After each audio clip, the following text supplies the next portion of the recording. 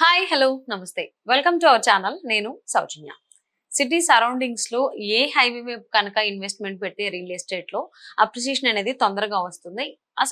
ఇంకొకటి ఏ హైవేలో పెడితే ఎప్పుడు అప్రిసియేషన్ వచ్చేటువంటి అవకాశం ఉంది. ఈ అంశాలకు సంబంధించి మరిన్ని విషయాలు మనతో షేర్ చేసుకోవడానికి ఈ రోజు మనతో పాటు ఉన్నారు real estate expert Sanju Nayak ఉన్నారు. వారితో మాట్లాడదాం. హాయ్ అండి.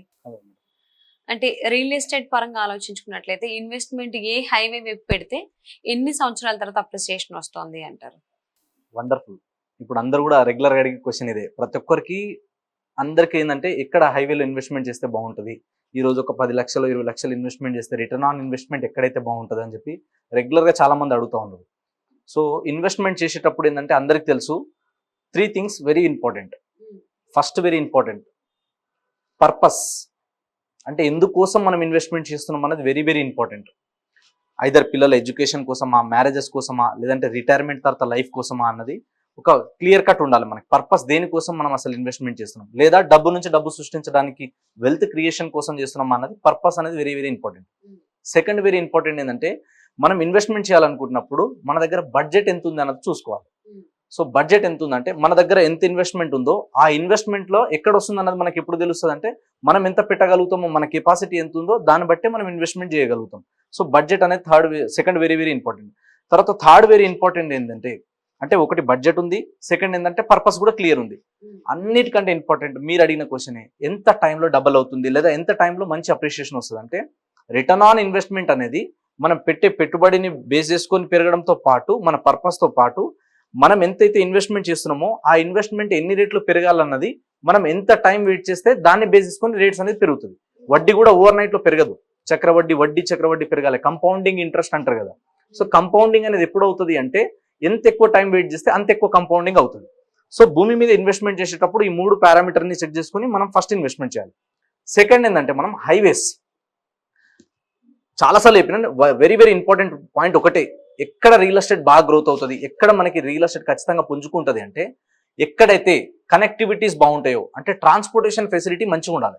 ట్రాన్స్పోర్టేషన్ ఫెసిలిటీ ఒక్కటి మంచిగా ఉంటే గ్యారంటీగా అక్కడ ఆటోమేటిక్గా ఇండస్ట్రీస్ వస్తాయి, ఎంప్లాయ్మెంట్ అనేది వస్తుంది. సో ట్రాన్స్పోర్టేషన్ అనేది మేజర్ రోల్ ప్లే చేస్తుంది ఎక్కడైనా సరే, ఏ హైవే కానీ ఏ రూట్ అయినా కానీ డెవలప్మెంట్ అవ్వడానికి.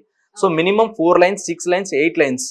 సో అండ్ ఇంకొకటి ఏంటంటే కనెక్టింగ్ ఉండాలి. అంటే ఒక ఏరియాలో మనం ఒక హైవేలో ఇన్వెస్ట్మెంట్ చేస్తున్నామంటే ఈ హైవే ఒక 4-5 డిస్ట్రిక్ట్స్ ని కానీ లేదా స్టేట్స్ ని కానీ కలిపే విధంగా ఉండే హైవేస్ అయితే అద్భుతంగా ఉంటుంది. దానికి ఎక్కువ డిమాండ్ ఉంటుంది ఎప్పుడైనా. అంటే సిటీలో ఇటు విజయవాడ హైవే ఎక్కువగా వెహికల్స్ ఫ్లో ఉంటుంది, అటు ఇటు విజయవాడ నుంచి హైదరాబాద్ వచ్చే వాళ్ళు కూడా ఎక్కువ ఉంటారు. ఇంకొకటి శ్రీశైలం ఒకటి ఉంది, వరంగల్ ఉంది, అండ్ బెంగళూరు అండ్ ముంబై, ఇలా 5 హైవేస్ ఉన్నాయి కదా. సో ఈ 5 హైవేస్ లో ఎక్కడ ఇన్వెస్ట్మెంట్ చేస్తే ఎన్ని సంవత్సరాలకు అప్రిసియేషన్ వస్తుంది? సో ఈ అన్ని హైవేస్ మీరు చెప్పిన 5 హైవేస్ ఏ హైవేకు ఉన్న డెవలప్మెంట్స్ దానికి ఉన్నాయి, దాన్ని కంపేర్ చేయడానికి లేదు. సో దీంట్లో ఒకటి ఏంటంటే ఎనీ హైవేలో మీరు ఇన్వెస్ట్మెంట్ చేసేటప్పుడు ఒకటి మీరు సిటీ నుంచి ఎంత డిస్టెన్స్ వెళ్తున్నారు అన్నది కూడా వెరీ ఇంపార్టెంట్. ఇప్పుడు మనం ఓఆర్ఆర్ దాటిన తర్వాత నుంచి క్యాలిక్యులేట్ చేయాలి ఎప్పుడైనా సరే మనం, ఎందుకంటే సిటీ దాటిన తర్వాత ఇన్వెస్ట్మెంట్ చేయగలుగుతున్నాం అంటే ఓఆర్ఆర్ తర్వాతనే ఉంది. ఇప్పుడు మీరు అన్నట్టు చూసుకుంటే ఫస్ట్ హైవే ఏది ఉంది మనకి, మీరు ఇందాక అన్నది మనకి విజయవాడ హైవే ఉంది. విజయవాడ హైవేలో మీకు ఎక్కడి నుంచి స్టార్ట్ అవుతుంది అంటే పెద్దంబర్పేట దగ్గర నుంచి మొదలు పెడితే అప్ టు చౌటుప్పల్ వరకు గ్యారంటీగా గ్రోత్ అవడానికి ఎక్కువ స్కోప్ ఉంది. ఎందుకు, సిటీకి దగ్గర ఉంది. సో కనెక్టింగ్ మీరు అన్నట్టు ఎప్పుడు కూడా ట్రాన్స్పోర్టేషన్ బాగుంటుంది. అదే విధంగా ఇక్కడ నుంచి నెక్స్ట్ ఏంటంటే తెలంగాణకి ఏపీ కలిపే విజయవాడ హైవే అంటారు దాన్ని. కాబట్టి కనెక్టింగ్ రోడ్స్ మంచిగా ఉన్నాయి, సరౌండింగ్ డెవలప్మెంట్స్ ఉన్నాయి, ఇంకా వస్తున్నాయి. కొత్త గవర్నమెంట్ కూడా ఇప్పుడు కొత్త ప్రపోజల్ తేవడం, ఇంకా కొత్త ఇండస్ట్రీస్, సో వీటి మీద కూడా వర్క్ నడుస్తూ ఉంది ఇంకా. సో ఇవన్నీ కూడా ఇంకో 3 to 6 months లో ఏమేమి రాబోతున్నాయి ఇంకా కొత్తగా అనేది మొత్తం డీటెయిల్ గా తెలుస్తుంది మనకి. కాబట్టి విజయవాడ హైవేలో అప్ టు మనం చౌటుప్పల్ వరకు ఎక్కడ ఇన్వెస్ట్మెంట్ చేసినా, నేను ఒక విషయం మళ్ళీ చెప్పదలుచుకున్నా, మినిమం మీరు అవుటర్ దాటి బయటికి వెళ్తున్నారంటే మినిమం ఎక్స్పెక్టేషన్ హైవేకి దగ్గర ఉన్న, టౌన్ కి జంక్షన్ కి దగ్గర ఉంటే 5 to 10 years మినిమం వెయిట్ చేయాలి. 5 to 10 years మినిమం. ఇంకా అక్కడ నుంచి ఒక 10 kilometers లోపల వరకు వెళ్తే కనుక minimum 10 years and above wait చేయాలి. ఎందుకంటే రిటర్న్స్ అనేది ఎంత, ఇప్పుడు మనం పెట్టే ఇన్వెస్ట్మెంట్ కి అక్కడ ల్యాండ్ వాల్యూస్ కి సరౌండింగ్ ఉన్న ఇన్ఫ్రాస్ట్రక్చర్ ని బేస్ చేసుకొని పెరుగుతుంది ఎప్పుడైనా సరే. సో ఇప్పుడు ఎలా ఉంది, నెక్స్ట్ ఎంత వస్తుంది అన్నది దాన్ని బేస్ చేసుకొని పెరుగుతుంది. తర్వాత వచ్చేసి ఏముంది మనకి వరంగల్ హైవే. సో వరంగల్ హైవేలో అప్ టు వరంగల్ వరకు ఫ్యూచర్ లో అద్భుతమైన డెవలప్మెంట్స్ వస్తాయి. కానీ ఇప్పుడున్న ప్రజెంట్ లొకేషన్ లో తీసుకుంటే మనకి అప్ టు మనకి జనగాం, ఆలేరు ఆ ఏరియా ఉందో ఆలేరు వరకు ఎక్కువ స్కోప్ ఉంది ఇప్పుడు ప్రెసెంట్లీ. సో చాలా మంది ఆలేరు వరకు వెళ్తున్నారు. సో ఆ రూట్లలో కూడా ఎక్కడ మనం ఇన్వెస్ట్మెంట్ చేసినా మినిమం ఒక 10 years అబోవ్ వెయిట్ చేయాలి. ఎక్కడైతే కొన్ని కాలనీస్ కి కొన్ని టౌన్స్ కి కొన్ని ఇమ్మీడియట్ గా ఇల్లు కట్టుకొని ఉండే విధంగా లేదా తొందరగా ఇల్లు ఇక్కడ రావడానికి ఆప్షన్ ఉన్నాయి కదా, అలాంటి కొన్ని ఏరియాలలో కొంచెం తొందరగా కూడా పెరగవచ్చు. దీని తర్వాత చూసుకుంటే మనకి Mumbai highway. So Mumbai highway గురించి కొత్తగా చెప్పాల్సిన అవసరం లేదు. అది ముంబైని కనెక్ట్ చేసే రోడ్, పెద్ద రోడ్ అది ఇండియాలో. ఒకటి బెంగళూరు హైవే, ఇంకోటి Mumbai highway. So Mumbai highway ఏంటంటే మనకి క్యాపిటల్ సిటీ మనకి ఏదైనా ఉంది అంటే ఇండియా మొత్తంలో ముంబై నుంచి ఎక్కువ ఉంటుంది. సో ముంబైని కనెక్ట్ చేసే రోడ్ కాబట్టి అప్ టు జహీరాబాద్ వరకు ఈ రూట్ లో చూసుకుంటే సంగారెడ్డి వరకు ఆల్రెడీ 20,000 పైన ఉంది. మినిమం 25,000 30,000 ఆ రేంజ్ లో మినిమం గజం ఉంది. సో సంగారెడ్డి దాటిన తర్వాత నెక్స్ట్ ఇప్పుడు బుదేరా నుంచి నెక్స్ట్ ఎక్కడ దాకా అంటే జహీరాబాద్ వరకు ఎక్కువ గ్రోత్ ఉంది ఇప్పుడు స్కోప్ కి. సో ఈ ఏరియాలో ఎక్కడ ఇన్వెస్ట్మెంట్ చేసినా సరే హైవేలలో తీసుకుంటే ఇప్పుడు మినిమం గజం ఎంత ఉంది, 15,000 కంటే ఎక్కువ ఉంది. అంతకన్నా తక్కువ ఎక్కడ లేదు హైవేలలో. లోపలికి వెళ్ళే కొద్ది 12,000 10,000 ఆ రేంజ్ లో దొరుకుతాయి. సో జహీరాబాద్ వరకు పెరగడానికి ఎక్కువ స్కోప్ ఉంది. చాలా మంది ఇప్పుడు మేజర్ గా ఫోకస్ చేసేది అప్ టు బుదేరా నుంచి నెక్స్ట్ జహీరాబాద్ వరకు ఎక్కువ స్కోప్ ఉంది. దీని తర్వాత బెంగళూరు హైవే, ఇది స్పెషల్ గా చెప్పుకోవాలి మనం. బెంగళూరు హైవేకి ఉన్న మేజర్ అడ్వాంటేజెస్ ఏమున్నాయి అంటే కనెక్టివిటీ, రోడ్స్ మంచిగా ఉన్నాయి. అంటే రోడ్ కనెక్టివిటీ బాగుంది, ఎయిర్పోర్ట్ కి దగ్గర ఉంది. Third very important railway connectivity. Tirupati, Chennai, Bengaluru వెళ్ళే చాలా వరకు ట్రైన్స్ అన్ని కూడా అక్కడ నుంచి వెళ్ళడం. సింగిల్ ట్రాక్ కాస్త ఇప్పుడు డబుల్ ట్రాక్ అయిపోయింది. సో దీంతో పాటు హైవే అన్నది 4 లైన్స్ ఉన్నది కాస్త ఇప్పుడు 8 లైన్స్ గా ఎక్స్పాండ్ అవుతుంది. అది ఇండియాలో ఫస్ట్ డిజిటల్ హైవే కాబోతుంది. సో సిటీకి దగ్గర ఉంది కాబట్టి బెంగళూరు హైవేలో చూసుకుంటే తిమ్మాపూర్ వరకు, నియర్లీ తిమ్మాపూర్ వరకు మనకంతా 111G ఉంటుంది. సో తిమ్మాపూర్ దాటిన తర్వాత నుంచి HMDA లిమిట్స్ ఇదంతా. సో అక్కడ నుంచి స్టార్ట్ చేసుకుంటే మనకి అప్ టు షాద్నగర్ వరకు మంచి డిమాండ్ ఉంది. అలా ఎక్కడ హైవేలలో తీసుకుంటే హైవే బిట్ మినిమం 20,000 25,000 ఆ రేంజ్ లో మినిమం ఉంది. లోపలికి వెళ్లే కొద్దీ మనకు 14,000 16,000 17,000 ఈ రేంజ్ లో దొరుకుతాయి. ఇంకొంచెం ఒక 10 కిలోమీటర్ వెళ్తే మనకు అక్కడ ఎంత వస్తుంది, గజం 12,000 10,000 రేంజ్ లో దొరుకుతుంది.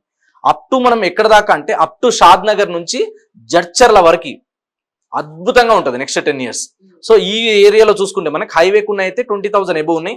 కొన్ని ఏరియాలో 18,000 16,000 కూడా దొరుకుతాయి. దీని తర్వాత హైవే నుంచి లోపలికి వెళ్తే మీరు షాద్నగర్ లోపు ఎక్కడ తీసుకున్నా కూడా మినిమం మీకు 14,000 దొరుకుతుంది ఒక హైవే నుంచి 3-5 కిలోమీటర్ డిస్టెన్స్ లో. అది దాటిన తర్వాత మనకి బాలానగర్ నుంచి జడ్చర్ల రేంజ్ లో చూసుకుంటే అక్కడ మీకు కొంచెం తక్కువ ప్రైస్ లో దొరుకుతుంది. ఈ ఏరియాలో అప్ టు జడ్చర్ల వరకు ఎక్కడ ఇన్వెస్ట్మెంట్ చేసినా ఫ్యూచర్ లో అద్భుతమైన రిటర్న్స్ వస్తాయి. దీని తర్వాత తీసుకుంటే మనకి ఇంకొక హైవే ఏముంది అంటే ఇప్పుడు షాబాద్ అనేది కొత్తగా ట్రెండ్ అవుతుంది మళ్ళీ. ఎందుకు అంటే ఎయిర్పోర్ట్ కి దగ్గర ఉండడం, ఇటు బెంగళూరు హైవేకి ఇటు కొడంగల్ హైవేకి ఏదైతే సీఎం రేవంత్ రెడ్డి గారు సంబంధించిన నియోజకవర్గం ఉందో ఆ వికారాబాద్ పరిగి వెళ్ళే రోడ్ అనమాట. సో రెండింటికి మధ్యలో ఉంటుంది. అంటే ఈ రూట్ లో చూసుకుంటే బెంగళూరు హైవేలో షాద్నగర్ మంచి హాట్ కేక్. దీని తర్వాత ఇక్కడ చూసుకుంటే మనకి చెవెల్ అనేది మంచి హాట్ కేక్. మళ్ళీ చెవెల్ అనేది పెద్ద ఏరియా. సో చెవెల్లకి ఇటు షాద్నగర్ కి మధ్యలో ఉండే ఏరియా ఏదైనా ఉంది అంటే అది షాబాద్. సో షాబాద్ కూడా HMDA లిమిట్స్ లో ఉండడం. సో షాబాద్ కి కూడా మంచి స్కోప్ ఉంది, చుట్టూ ఎంప్లాయ్మెంట్ ఆపర్చునిటీస్ ఉన్నాయి కాబట్టి. సో ఈ హైవేలలో ఎక్కడ ఇన్వెస్ట్మెంట్ చేసినా మీరు HMDAలో కానీ DTCPలో కానీ ఇన్వెస్ట్మెంట్ చేసేటప్పుడు మినిమం ఒక 10 ఇయర్స్ వెయిట్ చేయాలి. ఇప్పుడు ఎందుకంటే మార్కెట్ కండిషన్ ఏమైనా చేంజెస్ అయినా, గవర్నమెంట్ ఏదైనా చేంజెస్ వచ్చినా, లేదా అన్ఎక్స్పెక్టెడ్ కోవిడ్ లాంటిది ఇంకేదైనా వచ్చినా కూడా మినిమం మనం స్టేబుల్ గా ఉండాలి. మనం పెట్టిన పెట్టుబడికి మంచి రిటర్న్ రావాలంటే 5 to 10 ఇయర్స్ మినిమం వెయిట్ చేయాలి. ఎవరన్నా మీకు 5 ఇయర్స్ కంటే బిలోనే మీరు తక్కువ టైంలోనే డబల్ అయిపోతుంది, ట్రిపుల్ అయిపోతుంది, ఇలా మీరు 10 లక్షలు పెట్టండి 30 లక్షలు తీసుకోండి నెక్స్ట్ ఎలక్షన్ వరకు అంటారు. అన్ని చోట్ల అన్ని సార్లు పాసిబుల్ అవ్వదు. కాబట్టి ఇలాంటి మాయ మాటలను నమ్మి ఎవరో చెప్తున్నారు కదా ఏదో మంచి హోర్డింగ్ రంగు మొత్తం హోర్డింగ్లు చూసి అడ్వర్టైజ్మెంట్లు చూసి ధన్మని ఇన్వెస్ట్మెంట్ చేయొద్దు.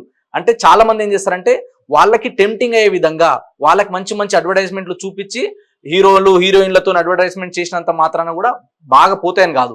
ఎక్కడైనా సరే డాక్యుమెంటేషన్ క్లియర్ ఉందా లేదా, అక్కడ డెవలప్మెంట్స్ ఉందా లేదా, రావడానికి ఎక్కువ స్కోప్ ఉందా లేదా, ఇంకా ఫ్యూచర్ లో గ్రోత్ అనేది చూసి పెట్టుబడి పెడితే అద్భుతమైన రిటర్న్స్ వస్తాయి. ఇలాంటి వాటి గురించి ఏ డౌట్ ఉన్నా చాలా మంది బ్రదర్ సంజయ్ నాయక్ ని కన్సల్ట్ అవుతే అన్ని డీటెయిల్ క్లియర్ చెప్తాం. Thank you so much Sanjay గారు.